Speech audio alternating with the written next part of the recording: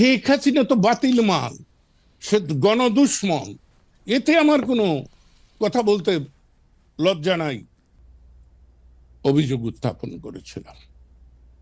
আমার এখানে আমি একটু ছোট করে দুইটা বিষয়ে জানতে চাই যে আপনি তো জানেন যে 2013 সালে যে নির্বাচন ব্যবস্থা, 2014 সালে যে নির্বাচনের মধ্যে দিয়ে আওয়ামী লীগ সরকার আবার ক্ষমতায় আসলো, সেইটাতে আসলে কোনো নির্বাচন হয় নাই। 154টা সিটে আসলে বিনা প্রতিদ্বন্দ্বিতা নির্বাচিত হওয়ার পর আসলে কারো কোনো ভোটের দরকার হয় না, আবার সরকার গঠন হয়ে গেছে।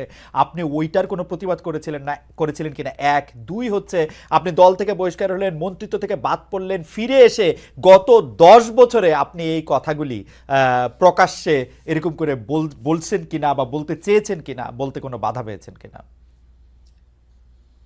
জনাব খালেদ মহিউদ্দিন, আমি আপনি 2012 সালের বাজেট অধিবেশনে আমি স্পষ্ট করে বলেছিলাম যে এটাই আমার সর্বশেষ জাতীয় সংসদে উপস্থাপিত বক্তব্য, কারণ আমি ভবিষ্যতে জাতীয় নির্বাচনে অংশগ্রহণ করব না।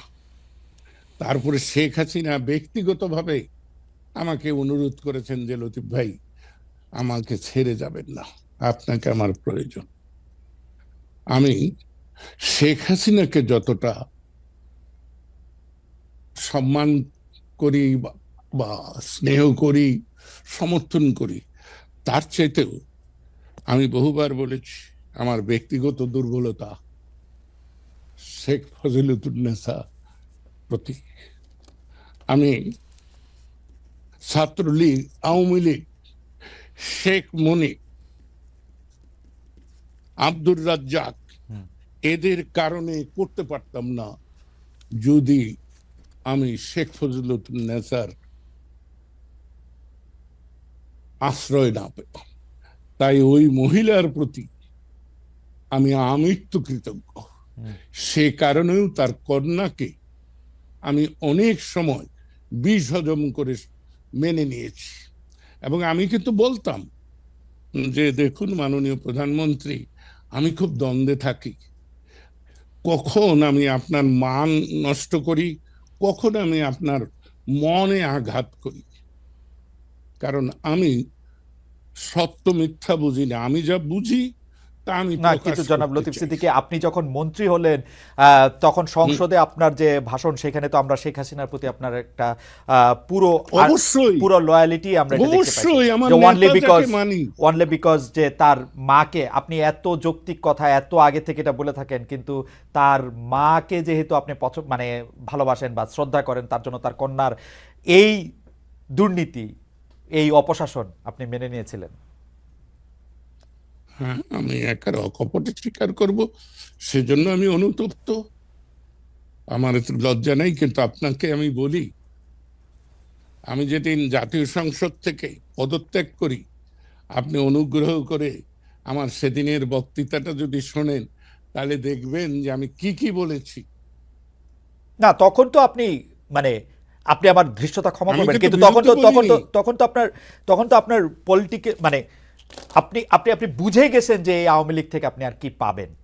আপনাকে যে অসম্মানের মধ্যে দিয়ে আপনি শুরুতেই শুরু করেছিলেন, যেটি বলে যে অসম্মানের মধ্যে দিয়ে আওয়ামী লীগ আপনার যেতে হয়েছে ওয়ানলি বিকজ আপনি পরিবারতন্ত্র, গোষ্ঠীতন্ত্র, লুটপাট, দুর্নীতি নিয়ে আপনি কথা বলেছেন।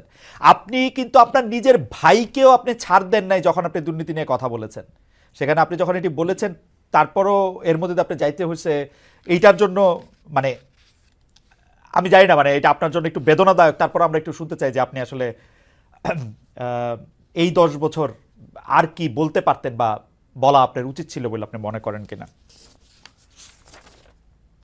আমি সত্য কথা বলি। আমি আপনার যে লোকটি এখানে এসেছে তাকে কথা প্রসঙ্গে বলতেছিলাম যে 25শে মার্চের আগেও আমি স্বাধীনতা নিয়ে দ্বিধাদ্বন্দ্বে ছিলাম।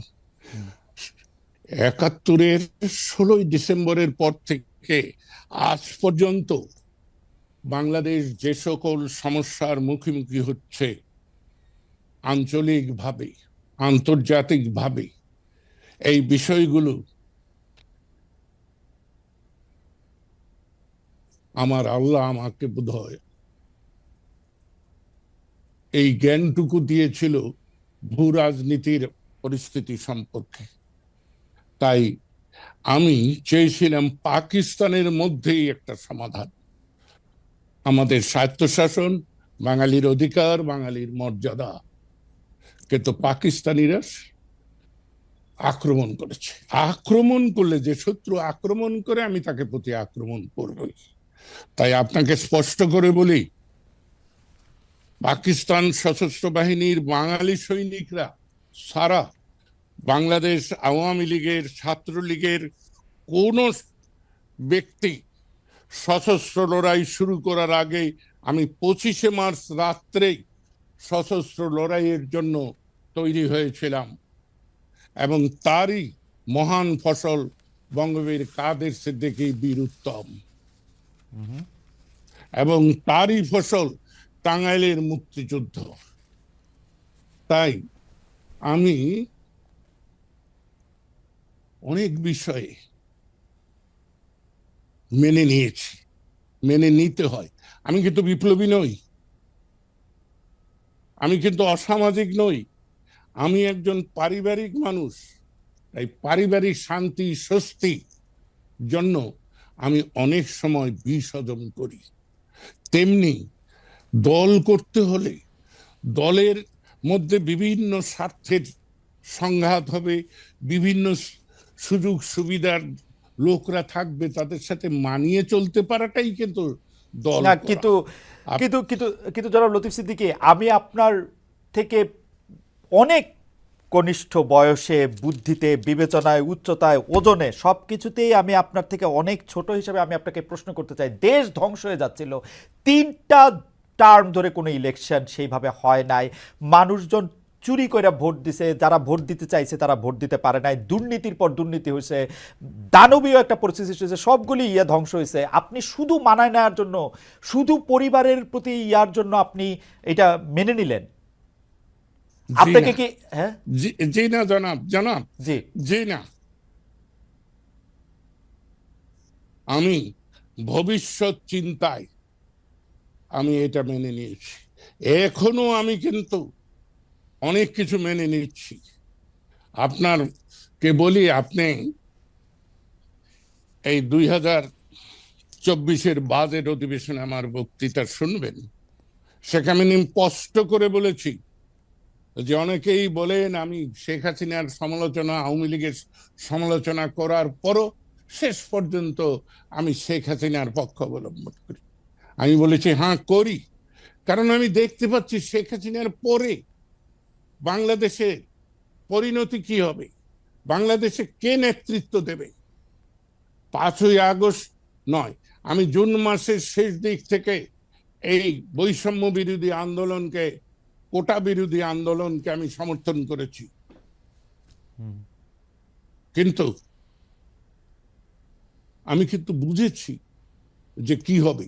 আমি আশান্বিত হয়েছিলাম যখন ডক্টর ইউনূসের নাম ভেসে এসেছে, কারণ আমি ডক্টর ইউনূসকে পছন্দ করি, এ কথা কিন্তু কেউ বলবে না। ডক্টর ইউনূস স্বয়ং জানেন আমি তাকে পছন্দ করি না, কিন্তু আমার মনে হয়েছিল যে বাংলাদেশের সাধারণ জনপরিষদ, জনগোষ্ঠী, যারা কোনো স্বার্থের কাছে নথি স্বীকার করে না, তারা এক বাক্যে ডক্টর ইউনূসকে মেনে নিয়েছিল। এবং আজকে বাংলাদেশের এই 5-6 মাসের অবস্থাটাকে আপনি দেখুন। না, সেই জন্য তো আওয়ামী লীগ দায়ী, বাংলাদেশের মানুষ সেই জন্য তো আওয়ামী লীগ দায়ী, হ্যাঁ? সেই জন্য তো আওয়ামী লীগের 15 বছরের দুঃশাসন দায়ী। প্রতিষ্ঠানগুলিকে ধ্বংস হ্যাঁ, করা হয়েছে, আমি তো পুলিশ সেটা বলছি, পুলিশ আমলাতন্ত্র। আমি তো স্বীকার, হ্যাঁ, কিন্তু নেতৃত্ব যিনি আসছেন